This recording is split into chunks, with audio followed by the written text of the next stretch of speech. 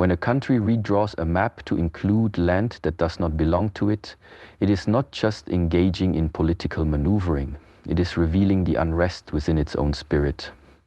The act is not rooted in confidence, but in a deeper anxiety that whispers beneath the surface. Power that is genuine does not need to announce itself through ink or intimidation. It exists quietly and firmly, recognized by presence rather than projection. When China releases a new map extending its claim over Indian territory, it is not announcing its strength, it is confessing its fear. Because only a hand that is unsure of its grip tries to stretch beyond its reach. Real strength never has to reach, it simply is. It occupies space not by force, but by the natural gravity of its integrity. This behavior we see is not unusual. History has always shown that when a regime fears internal disintegration, it often seeks external consolidation. Instead of healing what is broken within, it attempts to seize what lies without. This is not expansion, this is escape, not assertion but avoidance. This is the voice of a government speaking not to the world but to its own people, trying to maintain control through a manufactured threat. This is why one must always learn to look beneath the surface. The map is a symbol, yes, but what is it symbolizing?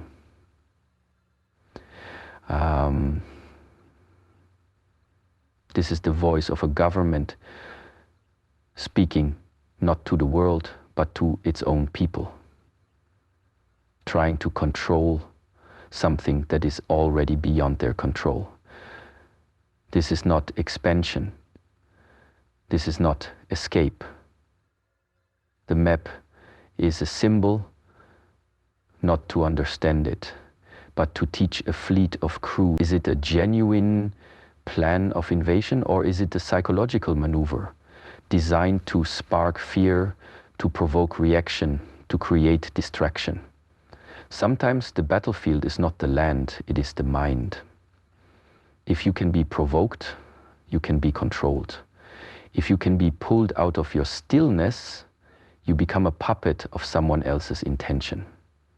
This is why mastery over the mind is more critical than mastery over terrain, because it is the mind that determines the clarity of your response.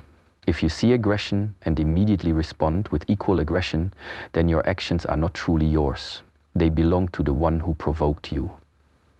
But if you can pause, observe, and see the insecurity behind the aggression, then you are free. Then you act from wisdom, not from impulse. This is not a call to weakness. This is a call to strength, not the loud, restless kind that moves without thought, but the quiet, stable kind that knows when and how to move. India is not threatened by a map, it is tested by it. The real threat is not the ink on the page, it is the temptation to lose focus, to lose center, to react rather than reflect. The map is a mirror. It shows more about the one who drew it than the one it is meant to intimidate. And when someone tries to intimidate, it is because they feel uncertain themselves. No truly confident nation needs to assert its boundaries with a false map.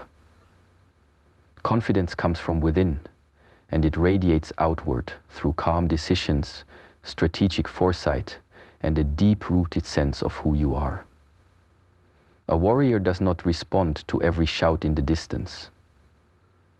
A warrior knows which noise matters and which does not. He does not waste energy on illusions. He does not drain his attention on every attempt to distract. Instead, he sharpens his sword, maintains his discipline, and remains deeply aware. That is the posture that India must take in this moment. Awareness, not anxiety. Readiness, not reaction. Reflection, not reactivity. The one who maintains his presence in the storm becomes the axis around which the chaos turns. And that is the higher path. Not to descend into the same energy as the aggressor, but to rise above it, see through it, and prepare from a place of inner alignment. Every nation has its trials, but how it responds determines whether it evolves or regresses. When faced with provocation, you can either mirror the energy or transcend it. Transcendence is not inaction. It is refined action, action that is chosen rather than forced, action that is rooted in understanding rather than fear. What China has done with this map is not a new tactic. It is an old one dressed in new paper. It seeks to shift focus, to create a sense of urgency, to manufacture a confrontation. But a wise opponent does not play the game designed by another. A wise opponent creates his own rules, stands on his own ground, and refuses to be drawn into someone else's illusion. So the question is, will India be drawn into this illusion, or will it remain sovereign in its awareness? To remain sovereign is to not be ruled by external action. It is to be ruled by your own inner clarity. That is the foundation upon which real security is built. And it is this security rooted not in weapons alone, but in wisdom that no map can ever shake. Borders may be challenged, but integrity cannot be redrawn.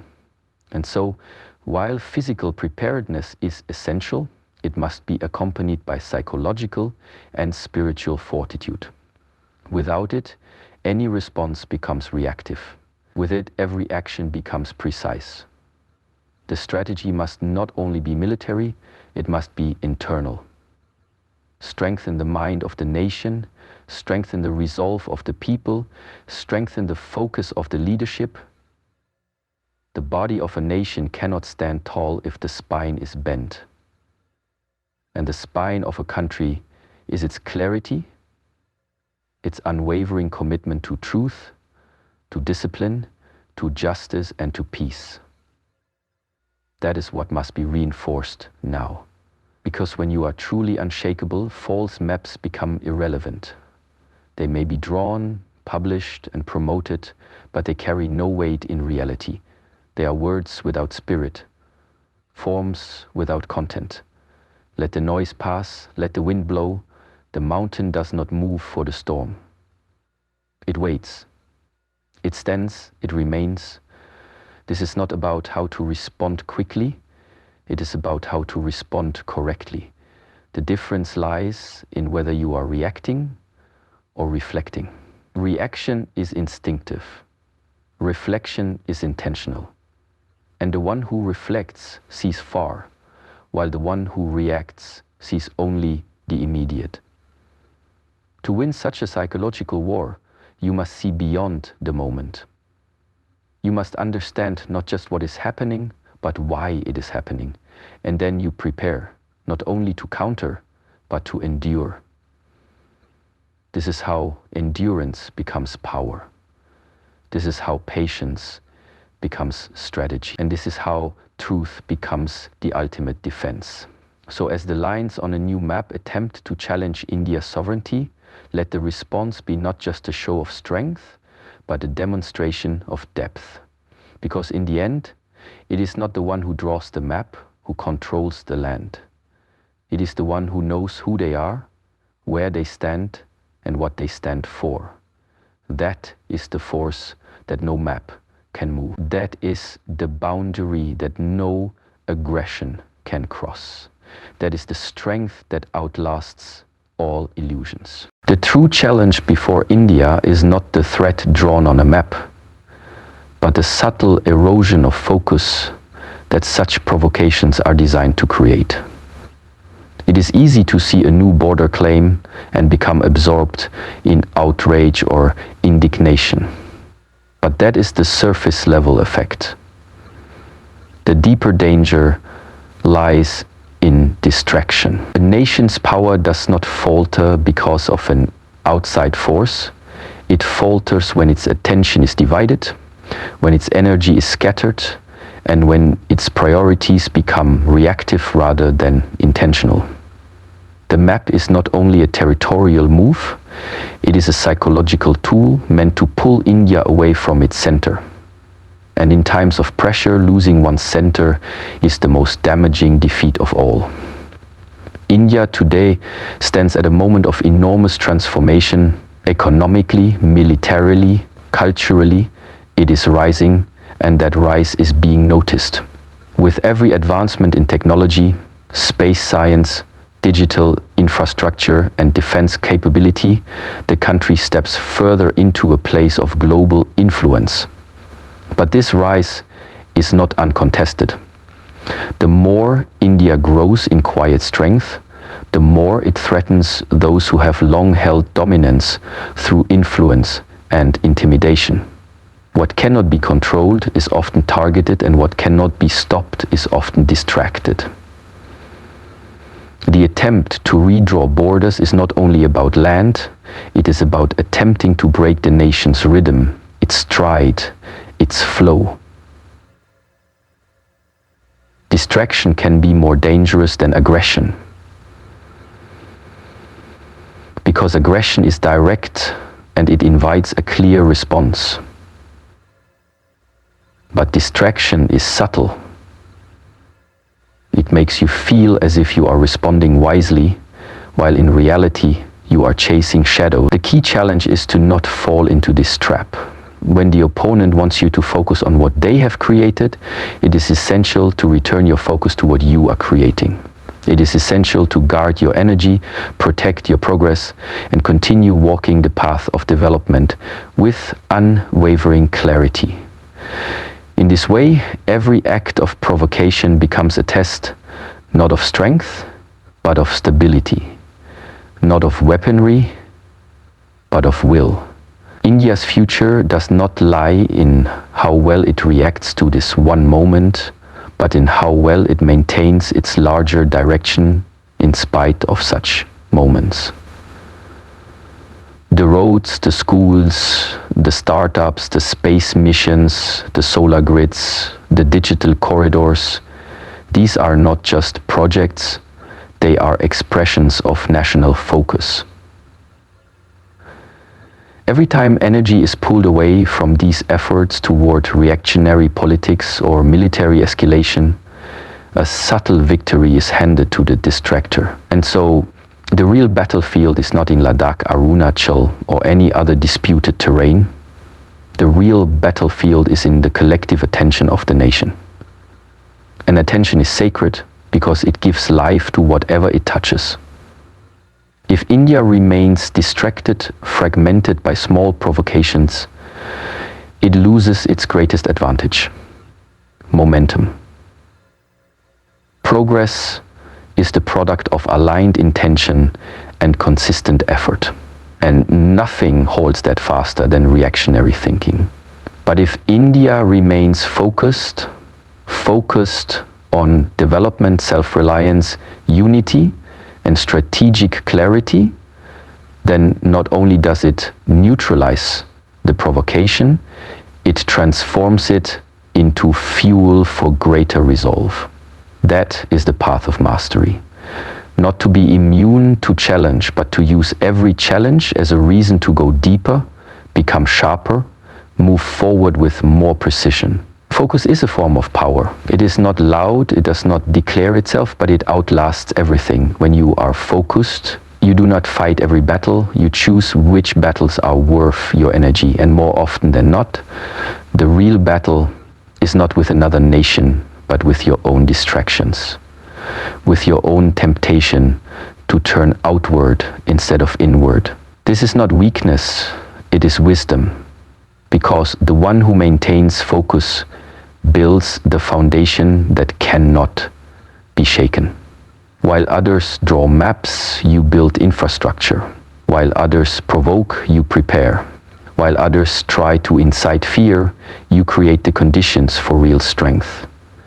To master focus at a national level requires discipline at every level. Leaders must see beyond the moment. Citizens must stay informed but not inflamed. Media must move from agitation to education. Institutions must serve progress, not panic. And the youth, especially the youth, must understand that their greatest contribution is not outrage but innovation. When the mind of a generation is aligned toward growth, no map can stop it. But if that mind is scattered, then even the best plans dissolve into uncertainty. And so, the call in this moment is not to arms, it is to awareness. Not to hostility, but to heightened attention. Let there be preparation, yes, let there be security, absolutely, but let all of it be rooted in a higher clarity. Do not prepare out of fear, prepare out of responsibility. Do not secure the borders because you are threatened. Secure them because they matter, because they protect the sacred work of the nation, the building of a future. And building a future is not possible when your attention is being pulled in every direction. That is why you must become like the river, soft in its flow, but relentless in its direction. It may twist and turn, but it always moves forward. It may encounter rocks, but it never forgets where it is going. The greatest act of resistance to aggression is not retaliation. It is thriving. It is continuing to rise. It is holding your course so firmly that even the loudest provocation becomes background noise. That is what focus achieves. It turns noise into silence. It turns chaos into clarity. And it allows a nation to move not because others approve or disapprove, but because it knows who it is. A country that knows itself does not get lost in another's illusion. It sees through the game and chooses not to play. Instead, it continues building what cannot be shaken by maps or manipulated by threats. Every moment like this is a doorway. You can walk into it with reaction, or you can walk through it with intention.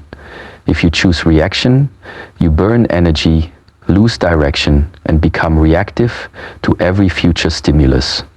But if you choose intention, you grow stronger, more centered, more prepared.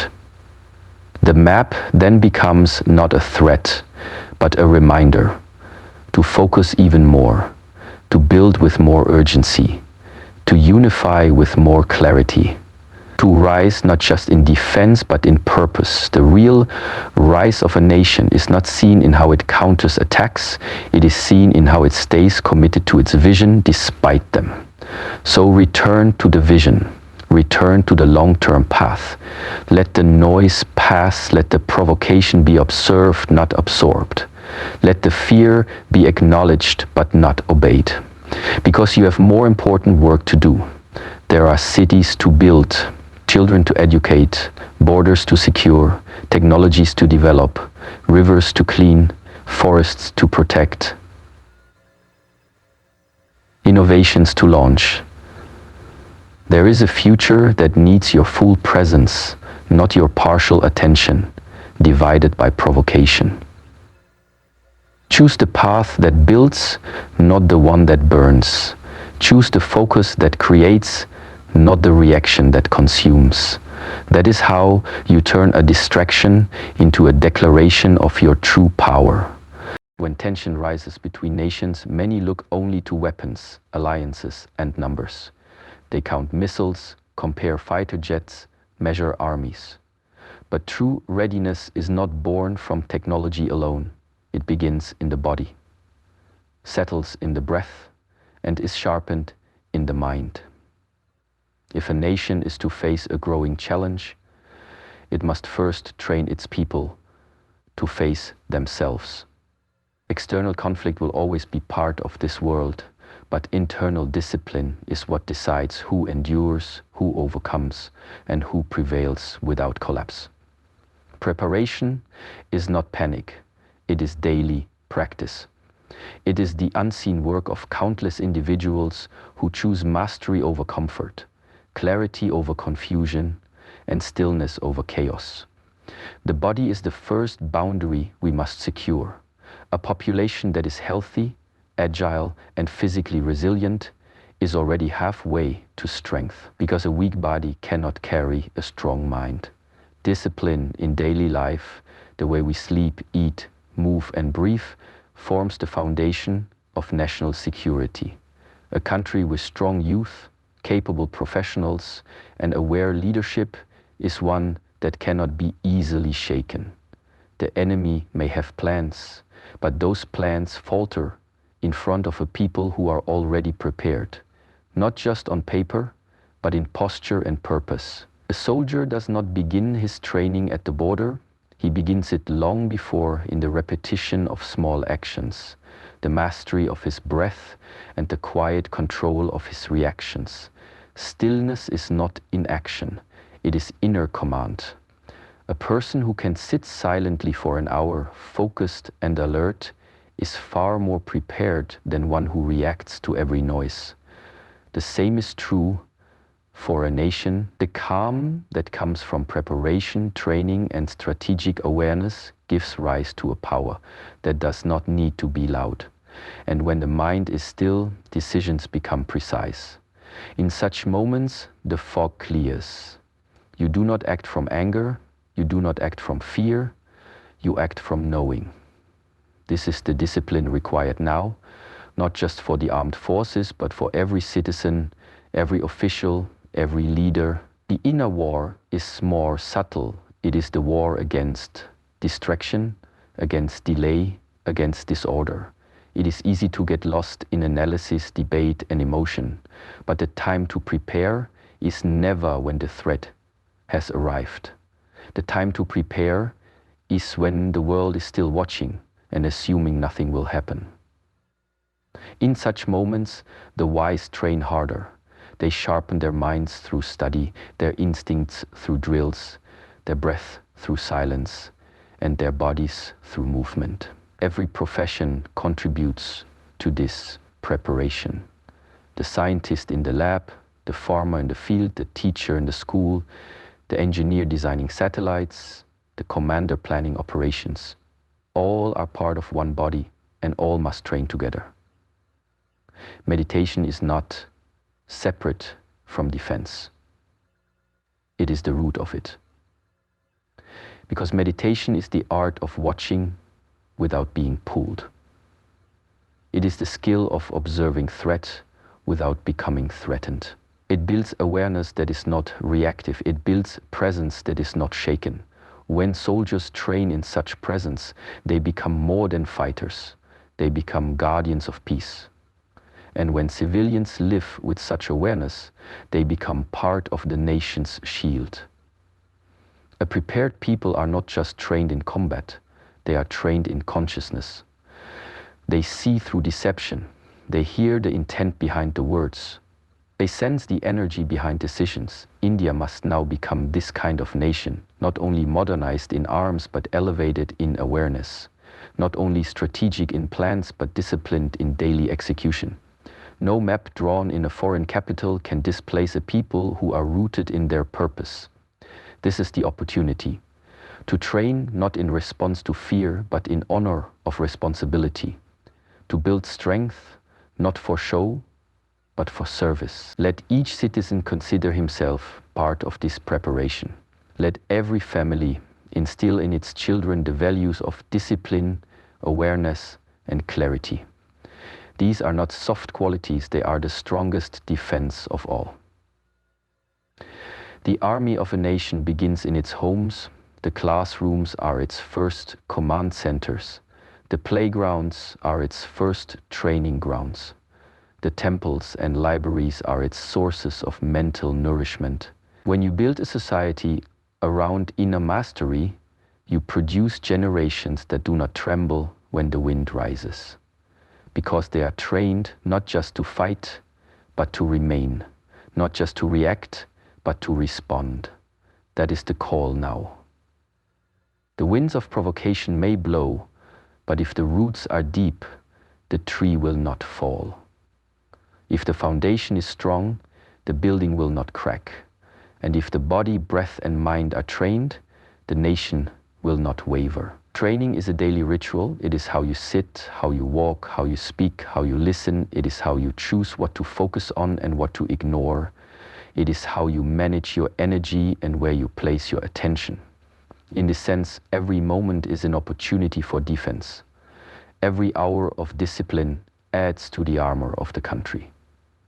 Because while missiles can be built in factories, Resilience must be built in silence.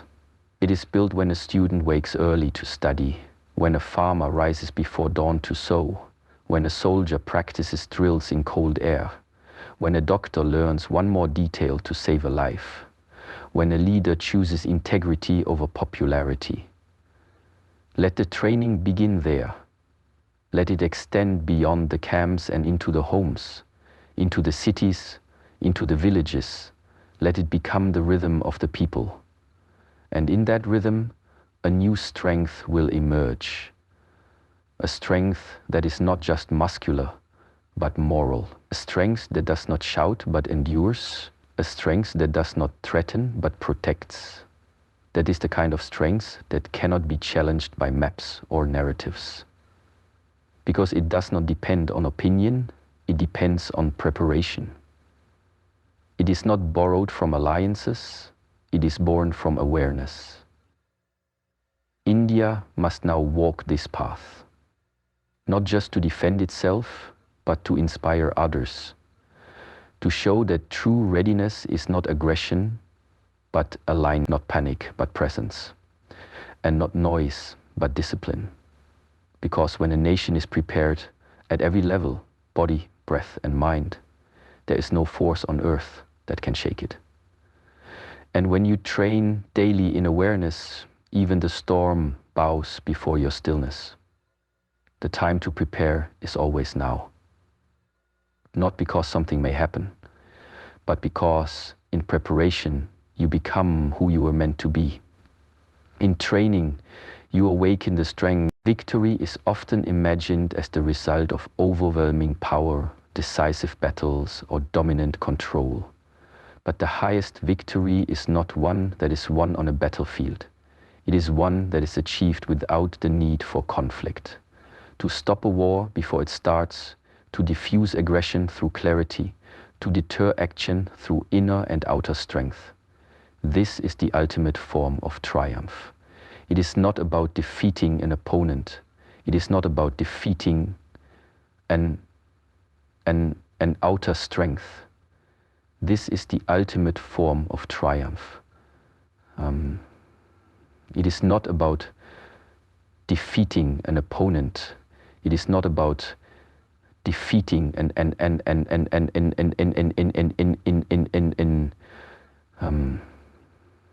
it is often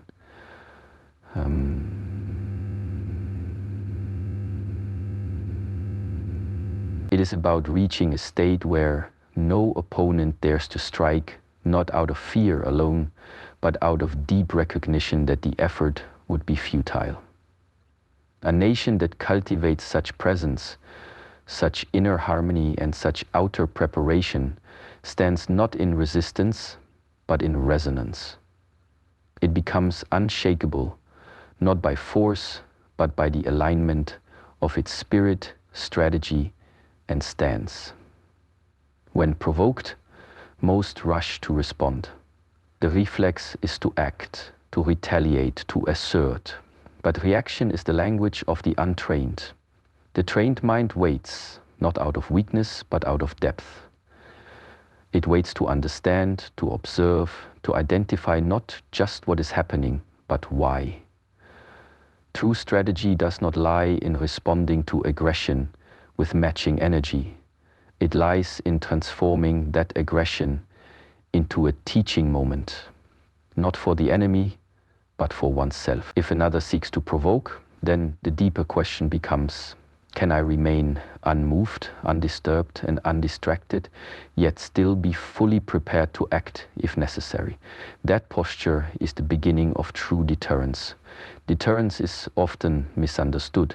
Many think it is a show of weapons or a race of readiness, but deterrence is more subtle. It is not about shouting louder. It is about being so complete in your preparation that silence becomes your shield. A nation does not need to announce its strength when its very existence radiates it. There is a gravity to true readiness, a gravity that causes potential aggressors to think again, to hesitate, to reconsider. That hesitation is the first sign of victory. And when that hesitation becomes consistent, it transforms into respect. Not fear-based respect, but a recognition of substance, of stature.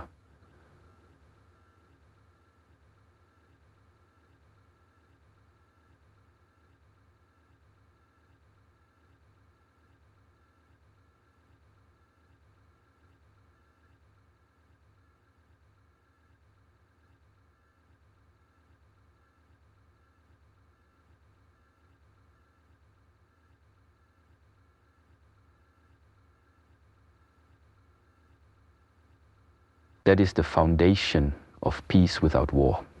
India must now walk this path, the path of silent authority, the path of firm compassion, the path of visible preparation and invisible mastery. This does not mean avoiding necessary defense. It means building defense in such a way that it never needs to be used.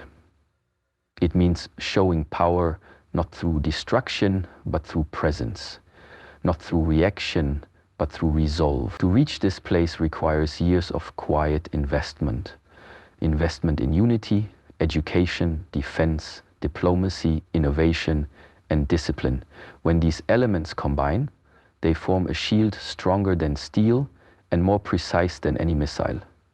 It is the shield of discernment, the ability to sense when to act and when to simply stand firm. A false map is a provocation. A redrawn border is an illusion. But illusions lose their power when they are seen clearly. And the moment you see clearly, you no longer need to react emotionally. You respond intentionally. This is the space where the higher victory becomes possible. When you prepare your people with such inner confidence and outer clarity that false threats dissolve before they manifest. When your citizens are so united, so disciplined, so rooted in who they are, that no narrative can divide them. No fear can shake them. No illusion can confuse them. This is the unseen strength. And this strength creates peace not by denying war, but by making it unnecessary. To win without fighting is not cowardice. It is the mark of mastery. Just as the skilled physician cures without surgery, the skilled leader prevents without bloodshed. And just as the wise parent guides without shouting, the wise nation leads without aggression. But this form of leadership can only arise when the internal systems are aligned, when the military is prepared but not restless, when the economy is strong but not arrogant, when the culture is confident but not hostile, when the diplomacy is sharp but not manipulative, when the media informs, not inflames. These are the pillars of a nation that wins without war. These are the foundations of enduring peace. It is tempting to fight every battle that is placed before you. But not every battle is meant to be fought. Some are meant to be understood, others are meant to be neutralized, and a few are meant to be transcended. The map that was recently unveiled is not a trigger, it is a test. A test to see how stable India truly is. Will the country respond with haste or with wisdom? Will it mirror the noise or will it deepen its silence? Will it fall into the pattern or will it rise above it and redefine the outcome on its own terms? The moment you understand that you do not need to win in the way others expect, you are free. You are no longer limited to their strategies, their mindset, their timing. You move from a place they cannot reach. This is true power. It is the power of stillness, the power of patience, the power of preparation. So complete that you do not just defend peace, you embody it. And once you embody peace, you become the stand. You become the center. You become the one others revolve around. That is the place India must move toward now. Not because it seeks superiority, but because it seeks sovereignty. Not just in land, but in mind, in voice, and in destiny. Such sovereignty requires mastery, not only over enemies, but over desires, distractions, and divisions. A nation cannot win without war if it is at war with itself. The internal alignment must be clear, the energy of its people must be united, the vision of its leaders must be long, the systems of its institutions must be honest. Then and only then can peace become not a temporary pause, but a permanent posture.